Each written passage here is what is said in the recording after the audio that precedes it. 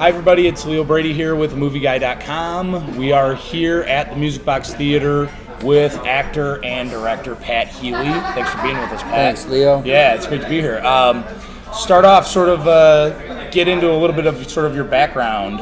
You talked about it a little bit with me already, but coming from the Steppenwolf Theater, I mean, there's a really great sort of alumni of actors that come from that theater. Yeah. And even actors in Chicago in general, like Michael Shannon's out of Chicago and Jeremy Piven, people like that.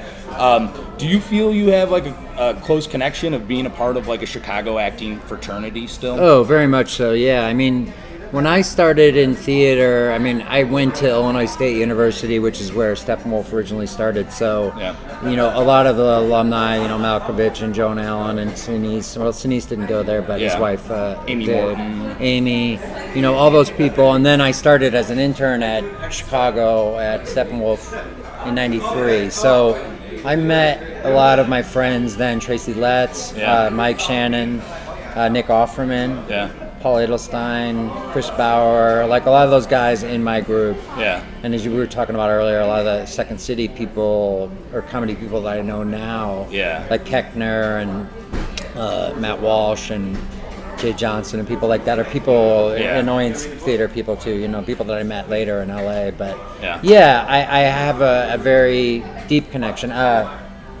Kate Walsh. Amy Landecker.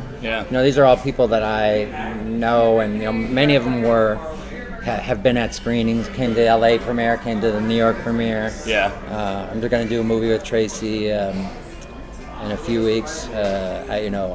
Mike, and I are in constant contact and have done a lot of things together. So I get back here. A lot of my family's in California now, so I don't get back here as much. But I usually get back once or twice a year. Usually around this time of year where it's still nice out. It's a pretty cool before it gets bad. Group to be a part of. Yeah, it is a nice, and we, recently we lost Martha Levy, who was the artistic director of Steppenwolf. She became the artistic director right when I was there, and she unfortunately passed away. And our friend Anna Shapiro, who is now the artistic director, had asked me if I'd be interested in coming back and doing a show, which, nothing particular yet, but I said definitely, if I can. And her husband Jan Barford, who also went to Illinois State, is somebody who does a lot of shows. He's in the show, Tracy's new show now, and but a bunch of them were at Chris Bauer and his wife Laura Cunningham Bauer. She was the costume designer on the first play I did there. We're at my screening in LA, and we talked about we need to all kind of come back together. It's been a long time since we've all been together because we're all kind of spread out across the country, but I think we're all going to start getting together a little bit more. I think Martha passing, sort of made that kind of strike home how little we actually see each other, even though we're in contact all the time. That's awesome.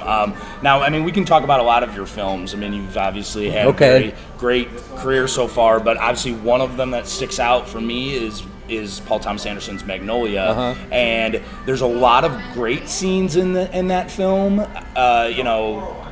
Comes to mind, obviously, like Tom Cruise and Jason Robards having that dialogue, but your scene with Julianne Moore is like seriously epic, I think. People talk about that scene all the time.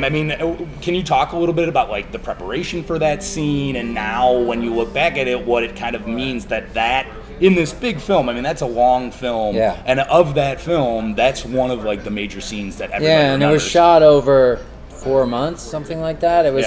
I did my stuff, I think, the first week of shooting with Julianne, and then which was in January, and then I came back in May and did that stuff at the beginning of the movie, which is the old English movie at the beginning where I play the old pharmacist. So that was like a long time, and I remember, I was very young.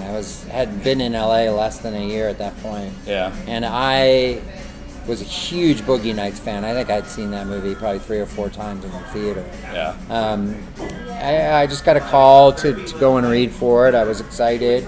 I met him. We got on. We were basically, it's kind of embarrassing, but he's just really only a year older than me. So I think he was 27 years old or something when he made that movie, or 28 years old. Is mind-boggling. Right. I felt very I didn't know how kind of spoiled I was, because you don't always get this. Like, usually if you're on a movie for one day, it's like you come in and you shoot your scene and you're out. You know? And for a character actor, you gotta kind of, as I've played leads in some of these movies, like it's harder work and it's more work, but in a way it's easier because you get to like build this character over time. But with these little movies where you have 1 day or 2 days or a week, you gotta come in like know your shit, hit the ground running. So in that case, I was invited to a day of rehearsal, which I would find out later is not usual, you know. And a bunch of us sat around the table like this, so everyone that had a scene with Julianne, except for Robards, who was ill at the time. That ended up being his last movie. But, so Phil Hoffman, and who became a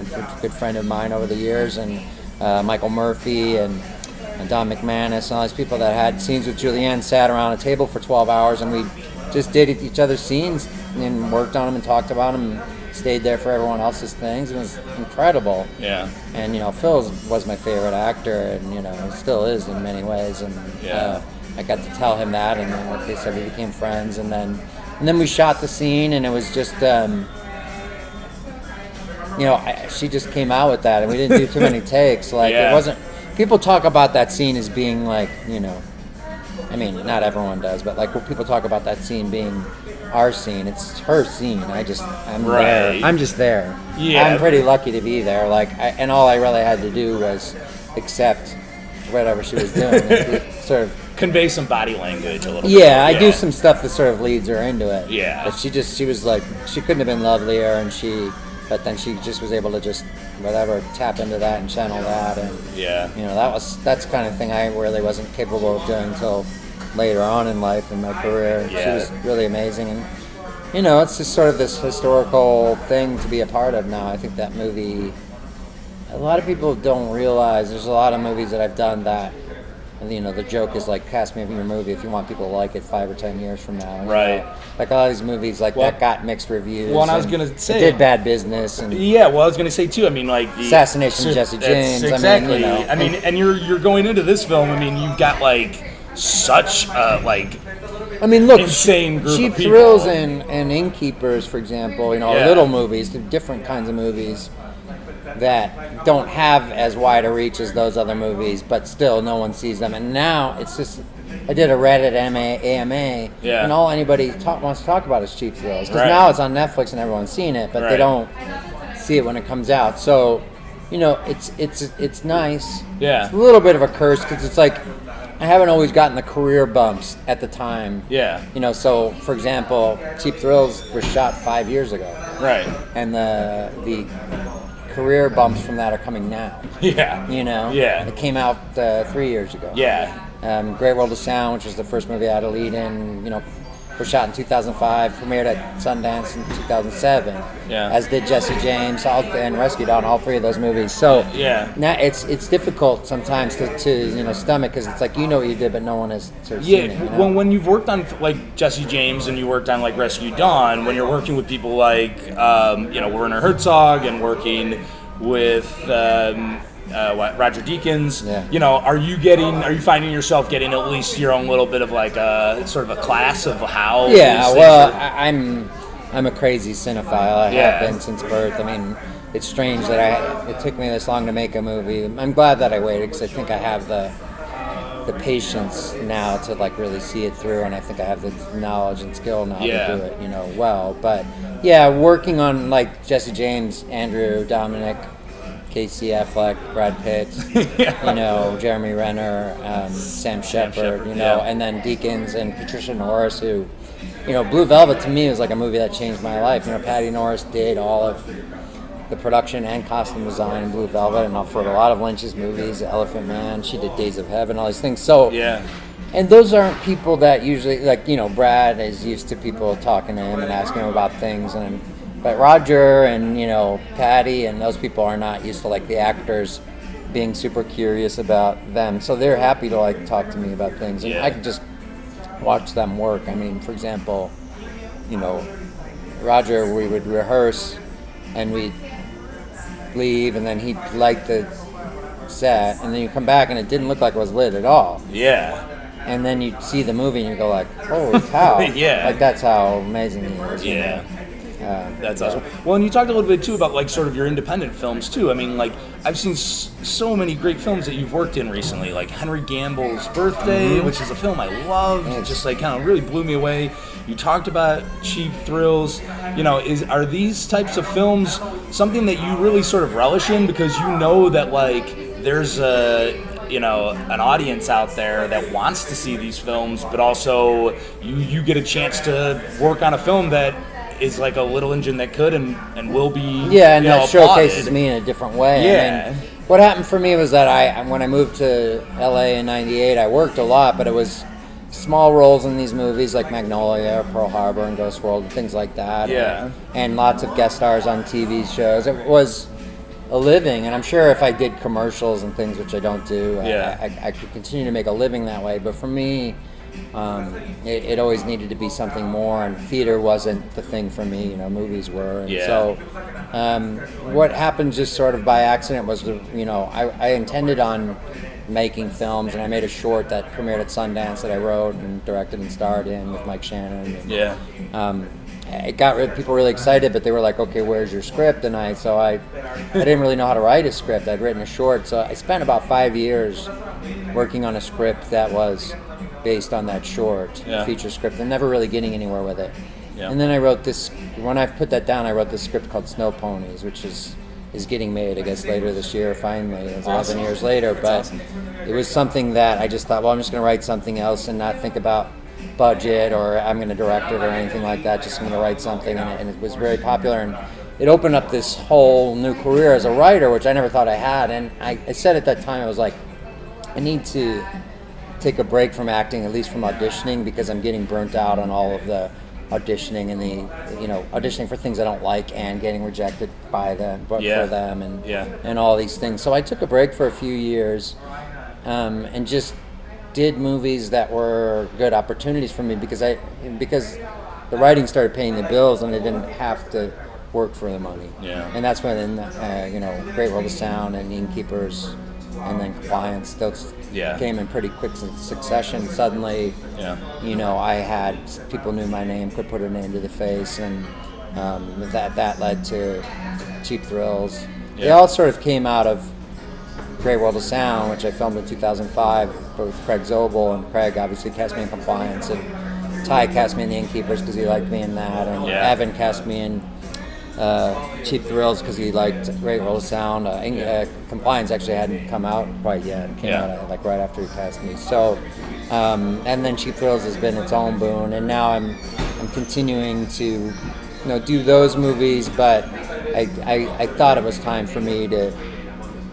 I wasn't necessarily looking to direct, but I met a young man and he wrote a script for me and to act in, and I just thought, well, I think I know how to do this, and I think I'm ready to do this now. Yeah, that's awesome. And let's talk a little bit sort of about like the scripts and the films that you've chosen. You talked a little bit about Blue Velvet, and some of these films that you've been in, I mean, there's a little bit of a disturbing, or like a disturbing sort of side to like characters, disturbing side to the things that are happening. Yeah. When you read these scripts, do you read it and kind of like your ears perk up a little bit? Well, it's not a conscious decision to do something dark. Yeah. I think that I am drawn to elements of that, and I think those people that make those movies are drawn to my work. Yeah. I think Take Me is a more accurate reflection of who I am because it's dark, but it's sillier and it's more fun. It's weird, but it's not as nihilistic or perhaps as as it's hopefully not a bummer when you leave the theater and all that kind of stuff. Yeah. I love those movies, and I love a good bummer ending like that. I mean, something that really sticks with me, when I leave the theater. But my sensibility, I think, is a little lighter. Yeah. Lighter. I definitely have a dark side, and it may be the dominant side. Okay. But I think I'm a glass half full guy. Yeah. In general, I generally think like. I generally feel like things get bad, but they're going to get better again. Things will get better eventually. Yeah. Well, let's talk about this new film. So, Take Me. I mean, like, how did you get connected with Mike Makowski, and who wrote the script? Right. And did he just sort of bring the story to you, and you were like, "Hey, let's go ahead and make this film"? He was a recent Brown graduate, and a bunch of them worked on a short film that I had acted in, and I just really liked him. We got along very well. Yeah. He hadn't written very much. We talked about movies a lot. We talked about our lives a lot. Yeah. I certainly talked about my life a lot with him. We did this short film like around Christmas time or the end of the year, and then, you know, for the next 6 months or so, we hung out a lot. We had coffee, we had lunch. Yeah. Talked a lot, and you know, he told me he was thinking of writing something, and I think he had mentioned, you know, that he had something that he was nervous about showing. And I was like, well, the only way you're ever going to really know is to, you know, show it to somebody. Yeah. And he trusted me and gave it to me, and it wasn't like, this is for you. I mean, he just gave me a script and asked me to read it. Yeah. I had no idea it was for me, and so he had given it to me, and it sat in my box for a little while, and then he had a meeting with somebody that sounded a little shady, who said they were interested in it. Yeah. And I went into kind of protective mode with him because he was 23 at the time. I think I just had his 26th birthday with him, so he's a young guy. And, yeah. I read it, and I was immediately like, I loved it. I knew I wanted to be in it. Saw that it was clearly written for me. Yeah. And he confirmed that, and said, well, you know, started to think about, well, we should figure out how we're going to produce this. Yeah. And then I was speaking about it very animatedly before I met with Mike. I talked to him on the phone because he was out of town. Yeah. With Evan Katz, who did Cheap Thrills and Small Crimes that we did together recently. Yep. And I guess I was speaking about it really animatedly, and he said, it sounds like you should direct it. Yeah. And I went, oh yeah, I'd never thought about directing stuff I hadn't written before, and I'd written a dozen scripts, and so I brought that idea to Mike, and he said he didn't think it was a good idea. He's young and a little green. I think that made him nervous, and understandably so. I'd only ever directed his shorts, and but I just knew it was the right thing. I was shot down for a minute, and then I just knew, like, how do I convince him? And my idea was to contact some independent producers I knew who I knew were legit people, and just get their advice on it. Yeah. One was Adela Romansky, who was like in the middle of scouting for Moonlight. It turned out to be Moonlight. Now she has an Oscar. Yeah. And another was Jay Duplass, and Jay called me right back. He was on his way home from work, and I was really just looking for advice. Like, I've got the script, I want to act in it and produce it. I'm thinking I might want to direct it, but since he had kind of told me that he didn't think it was a good idea, I'm like, I'm not sure I'm going to do that.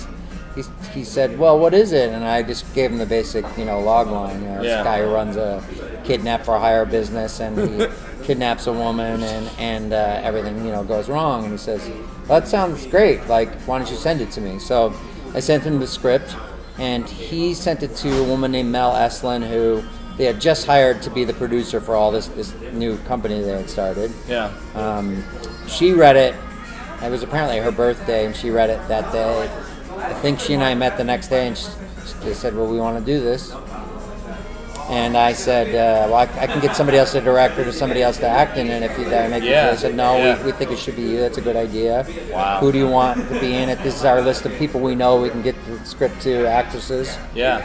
And it's like, that sounds like an overnight success story, because it doesn't usually happen in 3 days, but it's 15 years between my short and that of trying to get a movie made as a director, and then kind of giving up on it, having a career as a writer for a while. It's like life is, you're going here, you want to work with all these great directors, and you want to direct a movie and act in it. Yeah. But it doesn't go like that. It goes like this, and so like a pinball machine. But you end up in the same place in a strange way. Yeah. You end up where you were headed. We'll talk about your co-host here, Taylor Schilling. I mean, obviously she's a big star with Orange is the New Black, and I don't know if it's there like in the script, but I mean, like, there's such a difficult limbo with this film, because you have to sync the audience in and then sway them back and forth in order to basically be like, is she in on this? Is she okay with this? Or what is she up to? Yeah, or what is she up to? Who is she? She's trying to kill him. Yeah, so talk about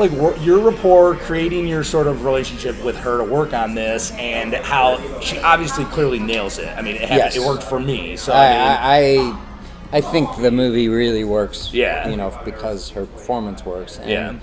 It started with a phone call. I mean, we had sent her the script. You know, Mark knew her well, Mark Duplass, and Mark sent her the script, and she loved it. And so we set up a phone call between Mark, who I knew, and Taylor. Yeah. And we discussed a lot of things. I thought she was great. And she brought up the screwball comedy element. She brought up this sort of, I think she said the Hepburn and Tracy sort of like thing that's going on in this sort of dark movie, which was great. I had identified it myself as a kind of screwball, a modern take on a screwball comedy. And, you know, she has a very Carol Lombard quality where she has great dramatic chops. She's hilarious, and she's, you know, insane. She could go really nuts. Right. So that's what that character needed. So she could give you any number of different versions of any given scene or any given line. Yeah. That works like in an editing room is like, you know, you have so much to play with, but just beautiful, amazing stuff. But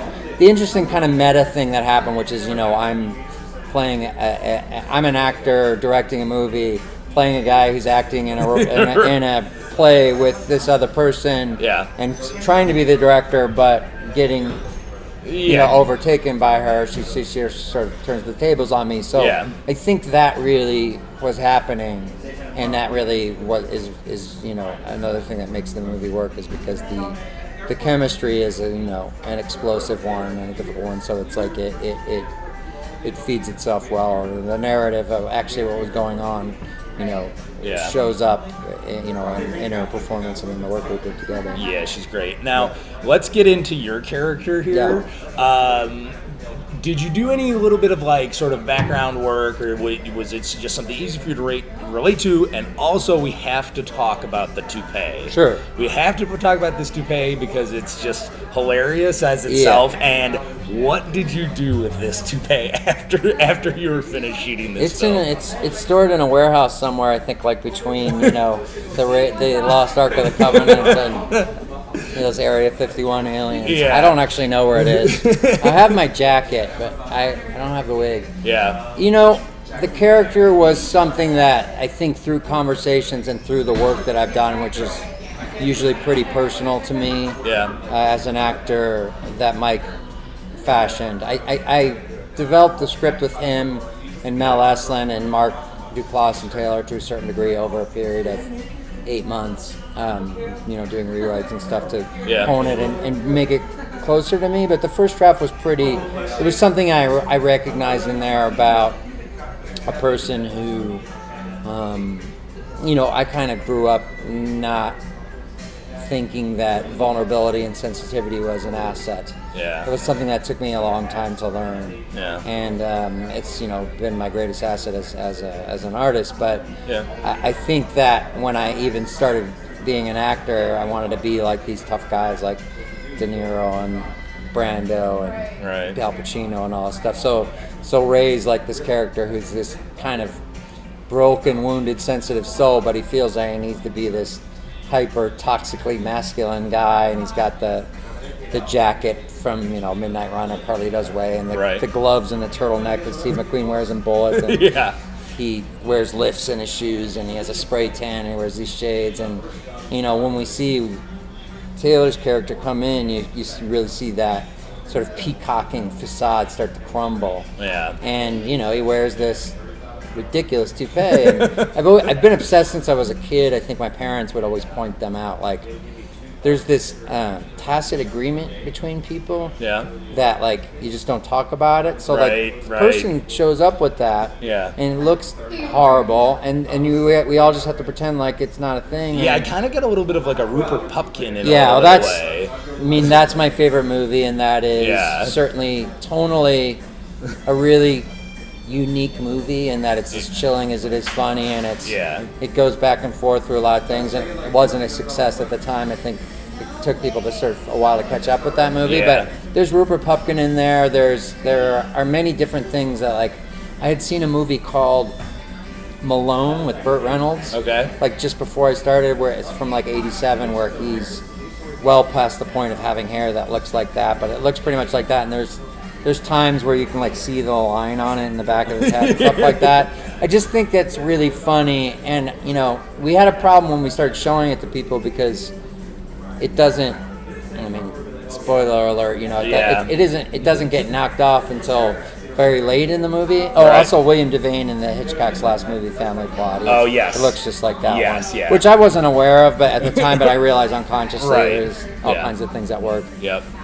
So we had to, people just thought that because we were a low budget movie that we just had a cheap hair budget, and that I thought I looked cool in that thing. Right, you know? right, yeah. And I just want, you know, the first shot is me sitting there and wanted people to think I look ridiculous. Yeah. And it's also about performing and wearing costumes and, you know, playing a role and all this kind of stuff. Yeah, so yeah. that first thing where he's in a suit and he's wearing this wig and all that stuff is meant to clue people in right away on what's going on. Yeah. And I work with this great wig designer, hair designer, Stacey Schneiderman, who studied just wig making at Juilliard, and you know, she did amazing stuff for Broadway, and like, you know, Spider-Man: Turn Off the Dark, and oh my God, like too many shows to mention. Right. And she's great, and we just talked a lot about like the different movies that we've talked about, and I just knew that I wanted funny hair in the movie, and originally I thought I was just gonna, because I'm the director of the movie, I'll just have I'll wear a wig, but it won't be a wig. Yeah. But Mark Duplass correctly diagnosed that since he is an actor and he thinks of himself this way, and it can heighten both the comedy and the, you know, this you know, insecure nature of him, you know, that he wears this thing. Yeah. Let's write that into the script, which is what we did. Yeah. Well, I loved it. So can we let's tell our audience a little bit of where they can see Take Me, and you know how they can get this film, because it's really important that we get an audience to see this movie, and you know, it's funny, you know, it's this great independent film, and I hope more people see it. So thanks. Yeah, it's a screwball comedy noir hybrid. Yeah. It's available now on all the digital VOD platforms, so iTunes, Amazon, PlayStation, Vudu, any of those. Yeah. It's not on the cable VODs, but you can get it on any of those places. You can rent it, you can buy it. Yeah. You know, we're not doing that many screenings of it. It had a limited theatrical run in LA and New York. We did a screening, of course, here in my hometown at the Great Music Box Theater, where I saw many movies, including Blue Velvet. Yes. You know, you can see it that way.